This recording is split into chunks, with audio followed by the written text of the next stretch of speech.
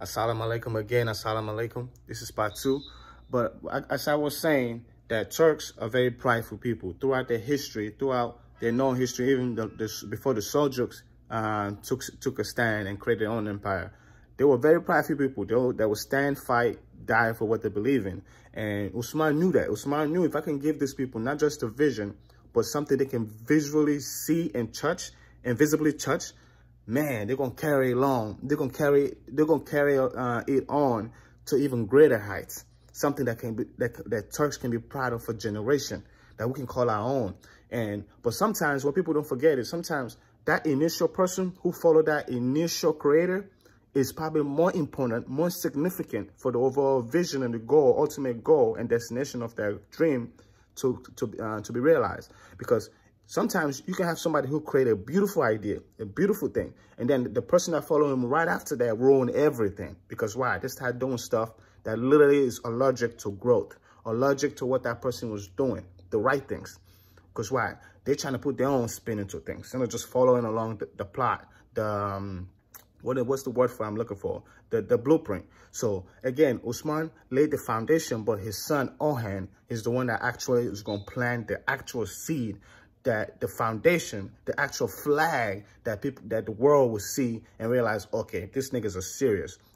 Turks are serious, and they're gonna be they're gonna have to be reckoned with in the future. So basically, why Osman brought his tribes together, but it was Orhan who actually started advancing Osman's greatest dreams, who started going to battles with other areas and territories and conquering them and taking them over and bringing them under his flag, the Turks' flag. So basically, people don't understand it sometimes.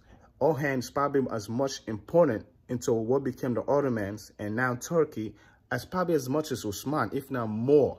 Because if he would have come along and start alienating people and start being evil and mean and just ruthless, bro, he would have ruined all the good name his dad stand for. He would have ruined all his good name his grandfather Etrol stand for. That's how much it's very. Just look at it in business. How many people in this world, you've seen people whose parents leave them with big businesses, big companies with money, and over a generation, just their generation, they ruin it all. They squandered the whole money. Because why? They did horrible deals. They signed horrible agreements and trades. So again, it goes back to, I'm trying to bring it back to the Ottomans.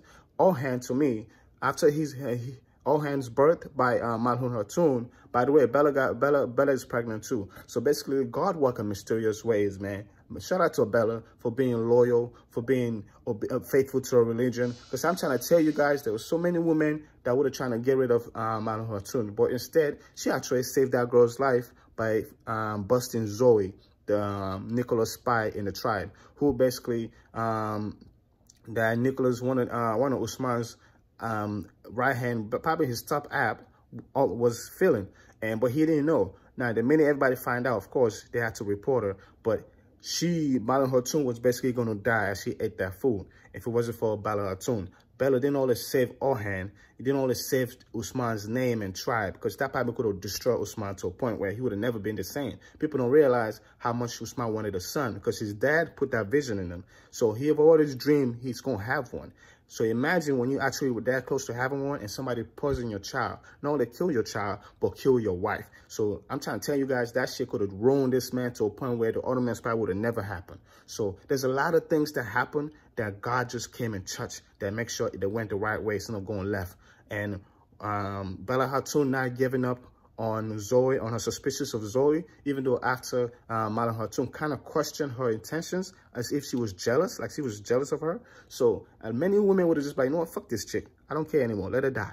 But she didn't do that. She knew that it was bigger than Bella. It was bigger than Malhun Hatun. It was bigger than both of them. Because if that baby died, everything Usman worked for is ruined, and along with Usman will be ruined. So they knew that, and Bella knew that more than anybody. So she kept following along Zoe, and eventually they found out she was trying to poison the entire, not just Malhun Hatun, but kill her and kill the child. So very, very dangerous plot that Bella Hatun uncovered, and thank God for her, and God blessed her with a child immediately. So that was, the episode is absolutely, the finale to me is one of the best season finales. To me, I put it right up there, even better than Game of Thrones. This finale is better than even Etorol. I didn't like Etorol finale at all. I didn't like it at all. So again, the Osman's finale, season 2, this is as good a finale in a season I've seen of any episode I've watched of all nationalities. I mean, I watch Turkish shows, I watch Pakistani shows, I watch Afghan shows, and I'm trying to tell you guys,